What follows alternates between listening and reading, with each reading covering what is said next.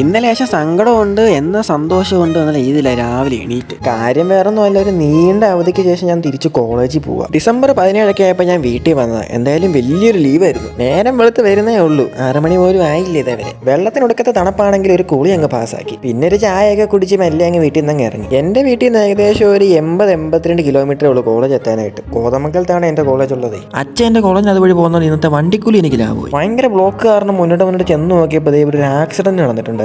Last നമ്മൾ കോളേജിൽ എത്തിയപ്പോൾ ഏകദേശം ഒരു 9-9:15 ആയിരുന്നു കേട്ടോ. സമയം പോയോണ്ട് ഒറ്റ ഓട്ടമായിരുന്നു നേരെ ക്ലാസ്സിലോട്ട്. ഓടിക്കൊണ്ട് രക്ഷപ്പെട്ട് സാറിതേ ക്ലാസ്സിലോട്ട് വരുന്നേ ഉള്ളായിരുന്നു. ഇന്റർവെല്ലാകാൻ നോക്കിയിരിക്കുകയെന്ന് ഒരുത്തി അപ്പോൾ തന്നെ റീലെടുത്ത് കൊണ്ടാന്ന് തുടങ്ങി. ഒരുത്തനാണ് ഇവിടെ കിടന്നാലും സൂപ്പർ ഉറക്കത്തില്ല. ഉച്ചയായപ്പോൾ ഫുഡ് കഴിക്കാൻ ഇറങ്ങിയതാ. എന്തോ വെയിലായിരുന്നു എൻ്റെ ഈശ്വര.